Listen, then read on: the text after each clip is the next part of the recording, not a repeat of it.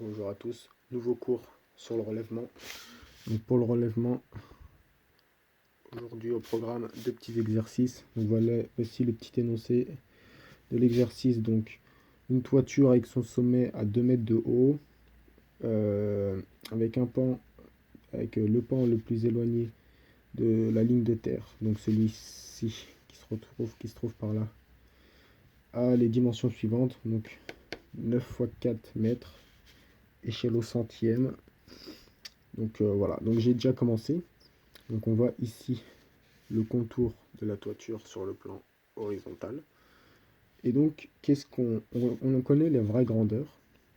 Pour le relèvement, c'est important de connaître les vraies grandeurs. Donc du pan de toiture qu'on va relever, qui est ici rabattu en rouge, voilà, avec ici du coup notre charnière, qui est ici. Donc le relèvement, ça consiste en quoi?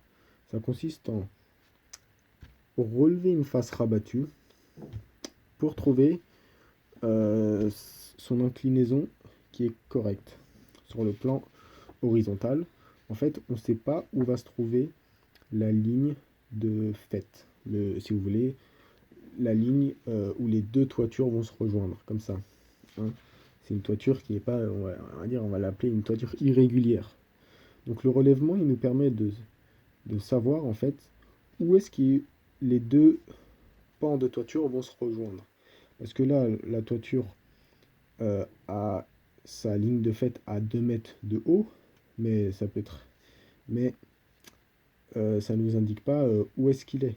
Par contre, si on connaît ça, et comme on connaît ça, on peut faire un relèvement, vous allez voir ce que c'est, qui va nous permettre de déterminer où se trouve la ligne de faite.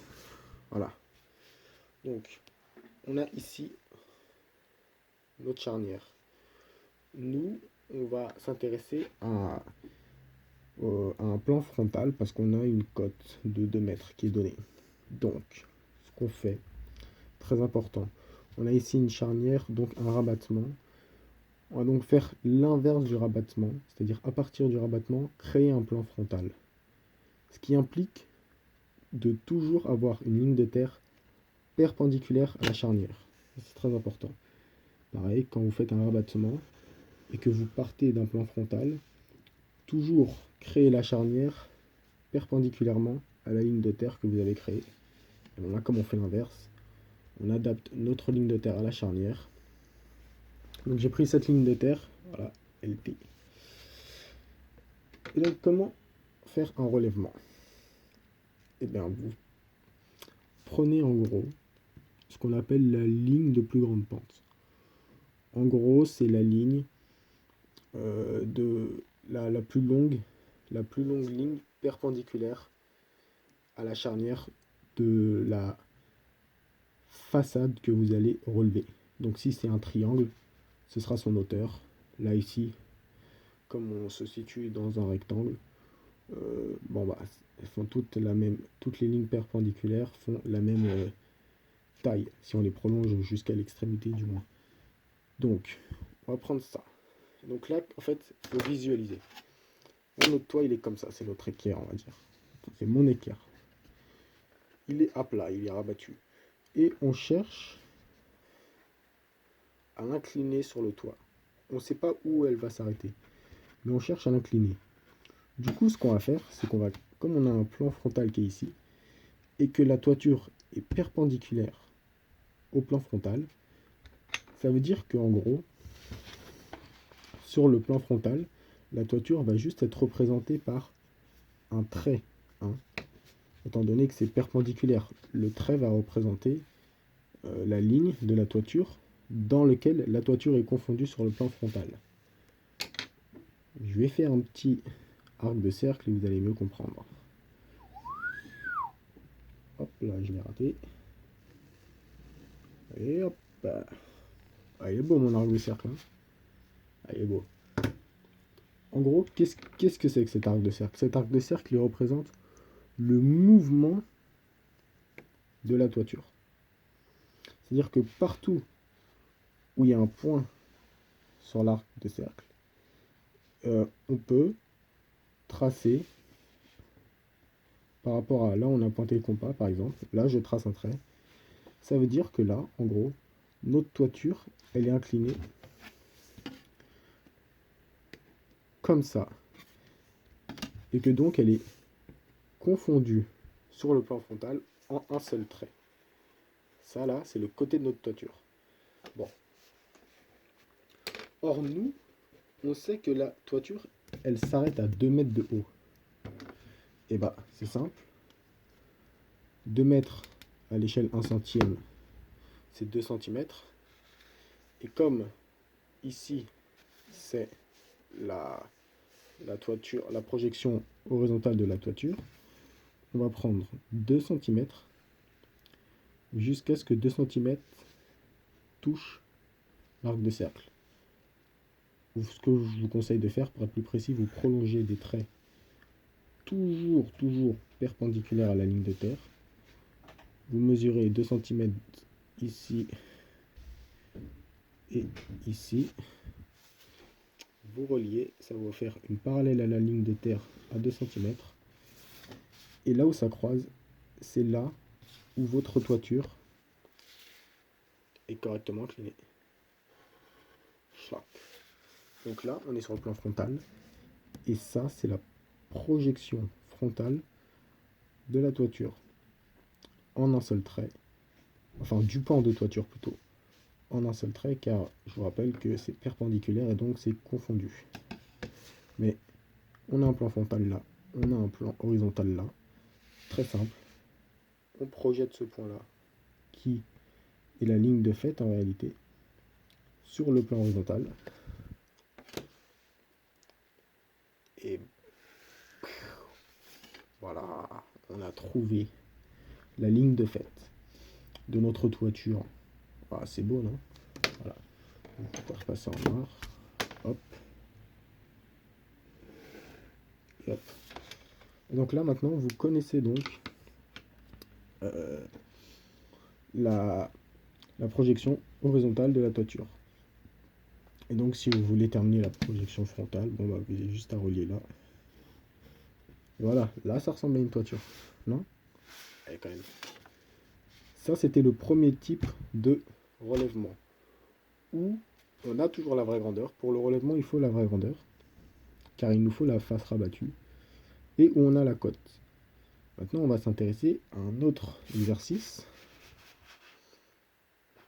Donc ça, c'est une pyramide tronquée, hein. Donc une pyramide avec les 4 pans inclinés, dont on ne connaît pas l'inclinaison, sont des trapèzes représentés ici. Donc 2 cm pour le haut du trapèze, donc ici. On a donc un carré de 2 par 2. Ici, on a la vraie grandeur de ce trait qui est à 5 cm. Et là, 6 cm, c'est cette ligne-là. Bon bah, plus qu'à faire le relèvement, le rabattement. Donc, si jamais on prend, peu importe, hein, une charnière ici, bah, on peut d'ores et déjà projeter les points de notre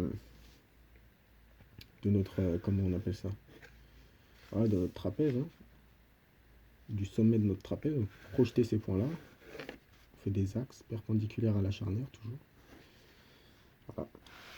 Et là maintenant on prend compas 5 cm, toujours au centre, voilà, 5 cm, hop, oula, reviens par là.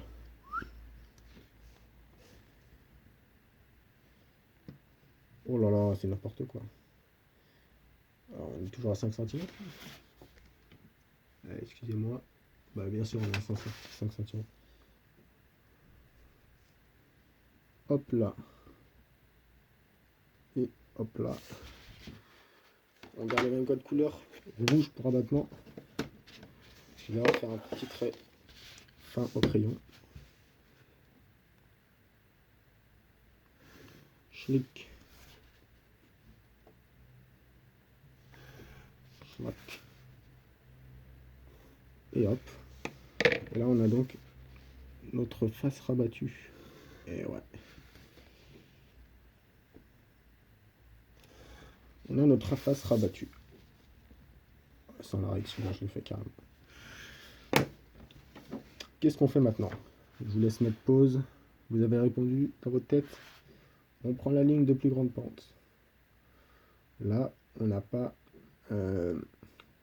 la cote dans cet énoncé, mais ça reste quand même le même procédé. Jusqu'à une certaine étape, vous allez voir. Je prends la ligne de plus grande pente, qui est celle-ci. Alors attention, la ligne de plus grande pente est toujours perpendiculaire. Cette ligne-là que je viens de prendre est plus petite que celle-ci. On est d'accord. Mais c'est pas la ligne de plus grande pente car celle-ci n'est pas perpendiculaire à la charnière. Attention à ne pas se tromper. Qu'est-ce que je fais ensuite? Ceux qui suivent, ils savent déjà. Mais ceux qui suivent pas, est-ce qu'ils savent? C'est ça la vraie question. Et on fait une petite ligne de terre. Là. Schlack. LT. Et donc, maintenant, on a notre face qui est là. Et on cherche à connaître son bonne inclinaison comme ça. Sa cote. En fait, on a déjà la bonne inclinaison de la face. Étant donné qu'on a déjà le tracé, on a déjà la bonne inclinaison. Mais on ne connaît pas la cote. Donc, comment faire la projection frontale de ce truc-là si on n'a pas la cote? Bonne question. Mais du coup, qu'est-ce qu'on a à faire? On va faire exactement la même chose. Oh bah, j'ai un peu de place sur ma feuille, c'est terrible. Mais bon, c'est pas grave. Cette partie de là de l'arc de cercle ne nous intéresse pas. Donc là, pareil. Arc de cercle, grâce à la ligne de plus grande pente, qui représente le mouvement de la face. Donc, on a ici notre plan frontal où on a ici l'infinité des points par lesquels passe la face lorsqu'elle se rabat de part et d'autre de sa charnière. Bon, on n'a pas la cote, mais on a déjà l'emplacement. Et en fait, ça c'est un plan frontal, en fait, c'est tout bête. Et ça c'est un plan horizontal. Qu'est-ce qu'on fait entre les deux? On projette des points. Hop. Qu'est-ce qui nous intéresse? Bah, on est sur ce trapèze-là. Donc, les points qui sont ici nous intéressent. Projection de ces points-là. Tac. Hop. Là, on a la ligne de rappel. Si on veut compléter notre projection frontale, on peut ici représenter le trait de la face qui est confondu dans le plan frontal. Toujours. Notre face, elle est comme ça. La base, elle était sur le sol ici en frontal, en horizontal, quand on a rabattu. Elle s'incline comme ça. Et quand on regarde de ce côté-là, bah, on voit qu'un seul trait. Donc, face confondue dans ce trait-là. Et bah c'est bon. Maintenant, qu'est-ce qu'on peut faire? Maintenant qu'on a la cote, on regarde la cote, hop là. Et ensuite, lorsque vous allez construire votre pyramide ici, vous allez faire des lignes de rappel de la base, hop. Puis ensuite, ligne de rappel de ces trucs-là, que vous allez arrêter. Parce qu'avant, vous ne savez pas où les arrêter, mais maintenant, vous avez trouvé la cote, vous les arrêterez. Donc là, c'est 4,2 la cote. Donc vous les arrêterez à 4,2, à peu près par là. Vous aurez du coup votre... un petit dessin. Paf. Ça, c'est comme ça. Ça, voilà, vous aurez un dessin comme ça, à peu près de votre pyramide tronquée. Bon, bah voilà. Vous savez tout sur le relèvement. Vous êtes des génies. Voilà. Vous pourrez briller dans vos exercices de géométrie descriptive. C'est génial. Donc voilà. Petit récapitulatif. Très important. D'abord, première étape, rabattement. Deuxième étape, créer une ligne de terre perpendiculaire à la charnière. Voilà. Troisième étape, trouver la ligne de plus grande pente. Ligne de plus grande pente égale donc, la plus grande ligne perpendiculaire à votre charnière. Et donc, prendre la mesure de cette ligne de plus grande pente. Schlack. Quatrième étape, faire un arc de cercle. Et ensuite, donc il y a la cinquième étape et la cinquième prime, on va dire. En fonction de si vous connaissez la cote ou pas, soit pour la cinquième étape, vous vous arrêtez lorsque vous avez atteint la cote sur l'arc de cercle. Donc là, vous faites ce que je vous ai dit, vous faites une parallèle à la bonne cote à votre ligne de terre et vous trouvez l'intersection qu'il vous faut. Et pas cette intersection-là, parce qu'elle ne nous intéresse pas, étant donné qu'on veut projeter ici notre point d'autres points de la toiture.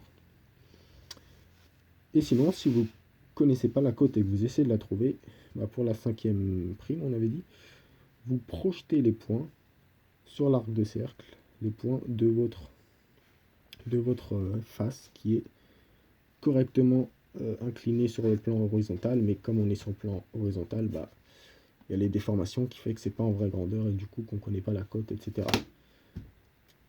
Donc voilà, j'espère que le récapitulatif a permis à ceux qui n'avaient pas encore compris de tout comprendre. Mais sinon le relèvement, ça va, c'est pas très compliqué. C'est le processus inverse du rabattement. Donc si vous savez faire un rabattement, bah normalement il n'y a pas de raison que vous ne savez pas faire ça. Hein. Allez. C'était Paf, tips et astuces. Je vous dis à plus. Mettez un max de likes. Abonnez-vous. Il faut que je gagne un max de YouTube monnaie, hélas. Voilà. Je compte sur vous. Et à la prochaine.